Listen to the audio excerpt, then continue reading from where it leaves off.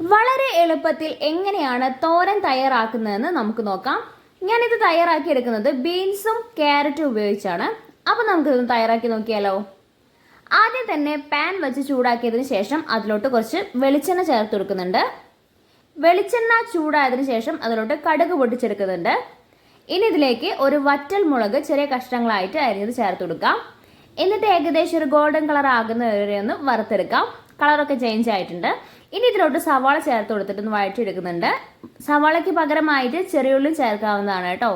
ഇനി നമുക്കിതിലോട്ട് അരിഞ്ഞു വെച്ചിരിക്കുന്ന ബീൻസ്, ചെറിയ കഷ്ണങ്ങളായിട്ട് അരിഞ്ഞു വെച്ചിരിക്കുന്ന ക്യാരറ്റ്, ഇനി ഒരു 1/2 കപ്പ് തേങ്ങ, 2 പച്ചമുളക് നെടുകെ കീറിയത്, അല്പം മഞ്ഞൾപ്പൊടി, ഉപ്പ് ഇവയെല്ലാം ചേർത്തതിന് ശേഷം നമുക്കിത് നന്നായിട്ടൊന്ന് മിക്സ് ചെയ്തെടുക്കാം. ഇതിലോട്ട് അല്പം വെള്ളം കൂടെ ഞാൻ ഒഴിച്ചു കൊടുക്കുന്നുണ്ട് കേട്ടോ. ഏകദേശം ഒരു 2 ടേബിൾ സ്പൂൺ വെള്ളമാണ് ഞാൻ എടുത്തിരിക്കുന്നത്.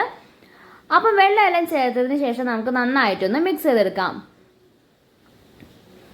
ഏകദേശം ഒന്ന് മിക്സ് ആയിട്ടുണ്ട്. ഇനി നമുക്കിതൊന്ന് കുറച്ച് നേരം ഒന്ന് അടച്ച് വേവിച്ചെടുക്കാം. കുറച്ച് സമയമായി നമ്മൾ അടച്ച് വേവിക്കാൻ വേണ്ടി വെച്ചിട്ട് അപ്പം ഒന്ന് തുറന്നു നോക്കുന്നുണ്ട്. ഏകദേശം ഒന്ന് പാകമായിട്ട് തന്നെ വെന്തിട്ടുണ്ട് കേട്ടോ. ഇതിന് മുകളിലായിട്ട് നമുക്ക് കുറച്ച് കരിവേപ്പില കൂടെ ചേർത്ത് കൊടുക്കാം. ഇനി ഇതൊന്ന് നന്നായിട്ട് മിക്സ് ചെയ്തെടുക്കാം. നമ്മൾ കൂടുതൽ വെള്ളമൊന്നും ചേർത്ത് കൊടുത്തിട്ടില്ല. ആവിയിൽ തന്നെ കിടന്നിട്ട് നന്നായിട്ടൊന്ന് വെന്തിട്ടുണ്ട്. ഇനി ഇതിന് മുകളിലായിട്ട് കുറച്ച് പച്ച വെളിച്ചെണ്ണ കൂടെ ഒഴിച്ചു കൊടുക്കുന്നുണ്ട്. നമ്മുടെ തോരൻ ഇവിടെ തയ്യാറായിട്ടുണ്ട്. തോരൻ്റെ റെസിപ്പി എല്ലാവരും ഒന്ന് ട്രൈ ചെയ്ത് നോക്കുക. വീഡിയോ ഇഷ്ടപ്പെട്ടിട്ടുണ്ടെങ്കിൽ ലൈക്ക് ചെയ്യുക, ചാനൽ സബ്സ്ക്രൈബ് ചെയ്യാൻ മറക്കല്ലേ. ബൈ.